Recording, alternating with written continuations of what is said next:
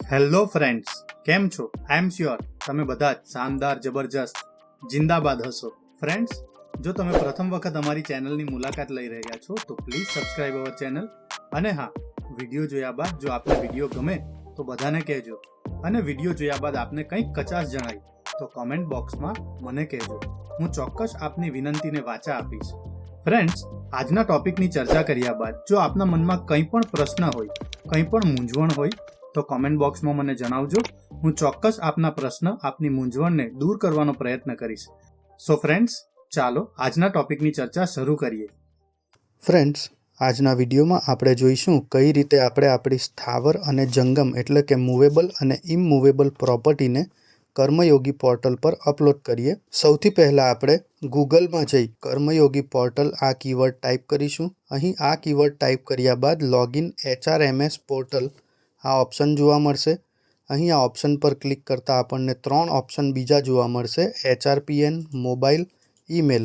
અહીં આપણે આ 3 ઓપ્શન વડે કર્મયોગી પોર્ટલમાં લોગિન કરી શકીશું. અહીં આપણે HR પિન અને પાસવર્ડ ટાઈપ કરીશું. પાસવર્ડ ટાઈપ કર્યા બાદ કેપ્ચા કોડ એન્ટર કરીશું અને ત્યારબાદ TOTPની બદલે OTP ઓપ્શન પર ક્લિક કરી સેન્ડ OTP આ બટન પર ક્લિક કરીશું, જેથી આપણા જે તે રજિસ્ટર મોબાઈલ નંબર પર OTP આવી જશે. આ OTP આપણે અહીં એન્ટર OTP વાળા બોક્સમાં ટાઈપ કરીશું અને ત્યારબાદ લોગિન બટન પર ક્લિક કરીશું. લોગિન બટન પર ક્લિક કરતાં આપણે આપણા હોમ પેજ પર પહોંચી જઈશું. અહીં હોમ પેજ પર પહોંચ્યા બાદ આપણને 4 ટેબ જોવા મળશે.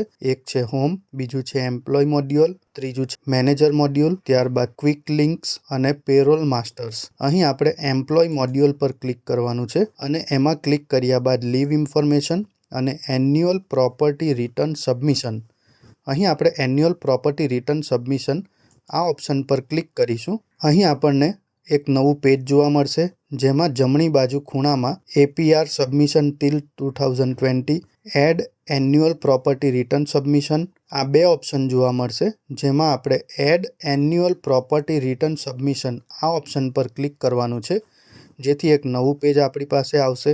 અહીં આ પેજ પર આપણને new property acquisition, add existing property, intimated declaration અને પ્રોપર્ટી હિસ્ટ્રી આ 4 ઓપ્શન જોવા મળશે. જેમાં આપણી પાસે ઓલરેડી કોઈ પ્રોપર્ટી હોય તો તે અહીં આપણે એડ એક્ઝિસ્ટિંગ પ્રોપર્ટી આ ઓપ્શન પર ક્લિક કરવાનું છે. અહીં આ ઓપ્શન પર ક્લિક કરતાં આપણને સૌથી પહેલાં આપણી બેઝિક ડિટેલ્સ જોવા મળશે. ત્યારબાદ ફોર્મ ટાઈપ એટલે કે મૂવેબલ ઓર ઇમૂવેબલ. જો આપણી પાસે કોઈક વ્હીકલની માહિતી એડ કરવી હોય તો તેના માટે આપણે મૂવેબલ ઓપ્શન પર ક્લિક કરીશું. અહીં મૂવેબલ ઓપ્શન પર ક્લિક કર્યા બાદ ટાઈપ ઓફ પ્રોપર્ટી, તો અહીં આપણે 2 વ્હીલર્સ અથવા 4 વ્હીલર્સ આ બેમાંથી કોઈ એક ઓપ્શન પર ક્લિક કરીશું. ત્યારબાદ પર્પઝ, તો અહીં પર્પઝમાં આપણે પોસ્ટ ટ્રાન્ઝેક્શન ડિક્લેરેશન આ ઓપ્શન પર ક્લિક કરીશું. ત્યારબાદ એકચ્યુઅલ એટલે કે એકચ્યુઅલ ઓર પ્રપોઝડ એક્વિઝિશન ડેટ, મતલબ કે જે તારીખે આપણે વ્હીકલ ખરીદ્યું હોય તે તારીખ અહીં સેટ કરીશું. ત્યારબાદ મોડ ઓફ એક્વિઝિશનમાં આપણે પરચેઝ એડ કરીશું. ત્યારબાદ ડિસ્ક્રિપ્શન ઓફ પ્રોપર્ટી એટલે કે અહીં ડિસ્ક્રિપ્શનમાં આપણે આપણા જે તે મોડલનું નામ લખીશું. ત્યારબાદ model of property where it is necessary એટલે કે અહીં આપણે આપણી ગાડીનો નંબર એડ કરી દઈશું. ત્યારબાદ અહીં પરચેઝ પ્રાઇસમાં આપણે આપણી જે તે વ્હીકલ હોય તેની પરચેઝ પ્રાઇસ એડ કરવાની છે. પરચેઝ પ્રાઇસ એડ કર્યા બાદ સોર્સ ઓફ ફાઇનાન્સમાં આપણે સેલરી ઇન્કમ લખી દઈશું અને અધર સોર્સમાં આપણે નન એડ કરી દઈશું.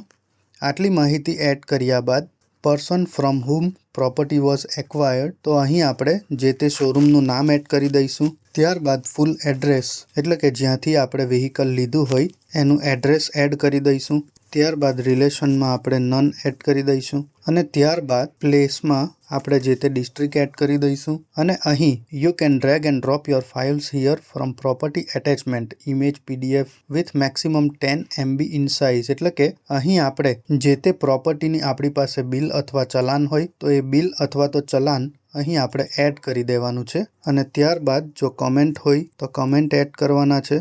જો ન હોય તો નો કમેન્ટ આ ઓપ્શન ટાઈપ કરીને નીચે આખી બાંહેધરી પર ટિક કરીને સબમિટ બટન પર ક્લિક કરવાનું છે. સબમિટ બટન પર ક્લિક કર્યા બાદ આપણને આર યુ શ્યોરનો એક મેસેજ આવશે, જેમાં આપણે યસ પર ક્લિક કરી આપણી જે તે મૂવેબલ પ્રોપર્ટીને એડ કરી શકીશું. આ રીતે આપણી પાસે જે તે પ્રોપર્ટી હોય તે અહીં એડ કરવાની છે.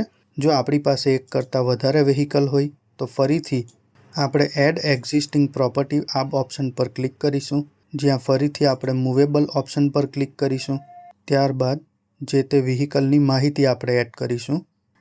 તો અહીં આપણે જે તે વ્હીકલની ફૂલ ડિટેલ એડ કર્યા બાદ સબમિટ બટન પર ક્લિક કરીશું અને ત્યારબાદ યસ બટન પર ક્લિક કરતાં આપણે આપણી પ્રોપર્ટીને એડ કરી દઈશું.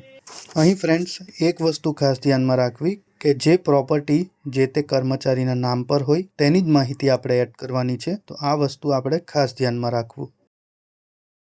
જો આના સિવાય આપણે કોઈક ઘરની પ્રોપર્ટી અહીં એડ કરવી હોય તો અહીં આપણે ઇમૂવેબલ ઓપ્શન પર ક્લિક કરીશું. ઇમૂવેબલ ઓપ્શન પર ક્લિક કર્યા બાદ ટાઈપ ઓફ પ્રોપર્ટીમાં apartment, land with residential building, land with commercial building, commercial shop, આ તમામ ઓપ્શનમાંથી આપણે જે તે ઓપ્શન પર ક્લિક કરવાનું છે. ત્યારબાદ પર્પઝ, તો અહીં પોસ્ટ ટ્રાન્ઝેક્શન ડિક્લેરેશન બતાવવાનું છે. ત્યારબાદ જે તે પ્રોપર્ટી આપણે જે સમયે ખરીદી હોય તેની તારીખ બતાવવાની છે. ત્યારબાદ સિલેક્ટ મોડ ઓફ એક્વિઝિશનમાં પરચેઝ બતાવવાનું છે. ત્યારબાદ ડિસ્ક્રિપ્શન ઓફ પ્રોપર્ટીમાં આપણે જે કોઈ ઘર લીધું હોય એટલે કે 2 BHK, 3 BHK તે અહીં આપણે બતાવીશું. ત્યારબાદ વેધર ફ્રી હોલ્ડ ઓર લીઝ હોલ્ડ, એટલે કે જો આપણે જાતે રહેતા હોય તો આપણે ફ્રી હોલ્ડ પર ટાઈપ કરવાનું છે. જો આપણે રેન્ટ પર આપી હોય તો લીઝ હોલ્ડ પર ટિક કરીશું. ત્યારબાદ ફૂલ નેમ ઓફ એક્વાયર, એટલે કે જેના નામ પર પ્રોપર્ટી હોય તેનું નામ આપણે એડ કરીશું. ત્યારબાદ જે વ્યક્તિના નામ પર ઘર હોય તેનું રિલેશન અહીં આપણે એસ્ટાબ્લિશ કરવાનો છે. જો વ્યક્તિએ પોતે ઘર લીધું હોય તો સેલ્ફ એડ કરીશું. જો આપણા ફેમિલી મેમ્બર્સનું હોય તો તે પણ અહીં આપણે બતાવી શકીએ. ત્યારબાદ share of acquire in property, એટલે કે અહીં આપણે આપણી 9 લાખ વાર્ષિક આવક બતાવવાની છે. ત્યારબાદ 45 લાખમાંથી 9 લાખ બાદ કરતાં 36 લાખ બાકીની ઇન્કમ જે આપણે હોમ લોન સ્વરૂપે લઈએ છીએ તે બતાવીશું. ત્યારબાદ ફ્રેન્ડ્સ અહીં ફૂલ નેમ ઓફ પર્સન, મતલબ કે જેની પાસેથી પ્રોપર્ટી એક્વાયર કરી છે એટલે કે બિલ્ડરનું નામ અહીં આપણે એડ કરી શકીએ છીએ. ત્યારબાદ આપણે આપણા ઘરનું પૂરેપૂરું એડ્રેસ એડ કરવાનું છે. ત્યારબાદ બિલ્ડર સાથેનો રિલેશન જો હોય તો બતાવો અને ન હોય તો આપણે નન એડ કરીશું. ત્યારબાદ ફ્રેન્ડ્સ આપણે જે તે પ્લેસ એડ કરીશું અને અંતે you can drag and drop your files here for property attachment, એટલે કે અહીં આપણે આપણા ઘરના દસ્તાવેજ અથવા તો જે તે ચલાન અહીં આપણે એડ કરી શકીએ છીએ. અહીં આઈ બટન પર ક્લિક કરતાં તમે જોઈ શકો invoice of movable property purchase, cell lease did of land buildings, cell lease did of scheme for buildings, payment receipt of transaction. તો આ તમામ ડોક્યુમેન્ટમાંથી કોઈ પણ ડોક્યુમેન્ટ અથવા તો બધા જ ડોક્યુમેન્ટ આપણે અહીં એડ કરી શકીએ છીએ. અને આટલી વસ્તુ એડ કર્યા બાદ જો આપણે અહીં કોઈ કમેન્ટ કરવી હોય તો તે, ન કરવી હોય તો અહીં નો કમેન્ટ આ કીવર્ડ ટાઈપ કરી નીચે આપણા નામની આગળ ટિક બોક્સ પર ટિક કરીશું અને અંતે સબમિટ બટન પર ક્લિક કરીશું. સબમિટ બટન પર ક્લિક કરતાં આપણી જે તે ઇમૂવેબલ પ્રોપર્ટી આપણા કર્મયોગી પોર્ટલ પર અપલોડ થઈ જશે. So friends, thank you very much.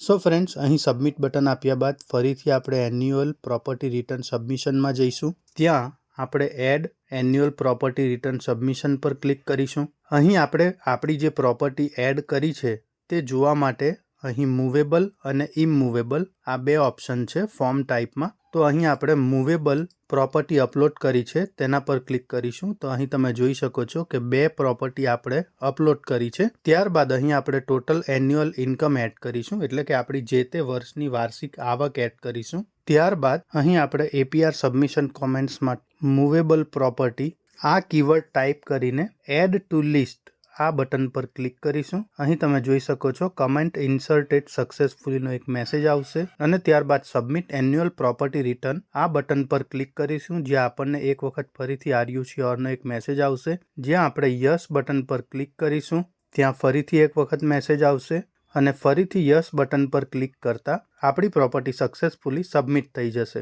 અહીં તમે જોઈ શકો છો કે પ્રોપર્ટી સક્સેસફુલી સબમિટ થઈ ગઈ છે, જેનો એક ટેક્સ્ટ મેસેજ આપના મોબાઈલ એટલે કે રજિસ્ટર્ડ મોબાઈલ નંબર પર પણ આવી જશે, જેમાં આપણને જણાવવામાં આવશે your APR submission request has been successfully submitted, government of Gujarat. તો આ રીતે એક ટેક્સ્ટ મેસેજ પણ આપણા મોબાઈલ પર આવી જશે. જો આપણી પાસે કોઈ પણ પ્રોપર્ટી એડ ન કરી હોય, મતલબ કે પરચેઝ ન કરી હોય, તો સબમિટ નીલ એન્યુઅલ પ્રોપર્ટી રિટર્ન્સ આ બટન પર આપણે ક્લિક કરીશું. ફ્રેન્ડ્સ, અહીં આપણે આપણી જે પ્રોપર્ટી સબમિટ કરી હોય તે જોવી હોય તો ફરીથી આ એમ્પ્લોય મોડ્યુલ્સ પર જઈશું. ત્યાં એન્યુઅલ પ્રોપર્ટી રિટર્ન સબમિશન પર જઈશું. અહીં ક્લિક કર્યા બાદ add annual property return submission આ બટન પર ક્લિક કરીશું અને ત્યારબાદ નીચે પ્રોપર્ટી હિસ્ટ્રી આ બટન પર ક્લિક કરતાં આપણે જે કોઈ પ્રોપર્ટી એડ કરી છે તે જોવા મળશે. અહીં તમે આ રિપોર્ટને એક્સેલમાં પણ ડાઉનલોડ કરી શકશો. તો એક્સેલમાં આપણી પાસે આખો ડેટા આવી જશે. જો એક્સેલ સિવાય આ પ્રોપર્ટીની ડિટેલ જોવી હોય તો અહીં આપણે બધી જ ડિટેલ જોઈ શકીએ છીએ અને સ્ટેટસમાં ઇન પ્રોસેસ બતાવશે. તો આપણો આ ડેટા સક્સેસફુલી સબમિટ થઈ ગયો છે. સો ફ્રેન્ડ્સ, હું આશા રાખું છું કે આજે જે માહિતી મેં આપને આપી તે આપને ગમી હશે. જો આપ ઈચ્છો છો કે હું બીજા પણ આવા ટોપિક પર વિડીયો બનાવતો રહું તો પ્લીઝ કમેન્ટ બોક્સમાં એ ટોપિકના ટાઇટલ મને જણાવજો. હું ચોક્કસ એ ટોપિક પર આપની સાથે ચર્ચા કરીશ. Thank you very much and best luck for your exams.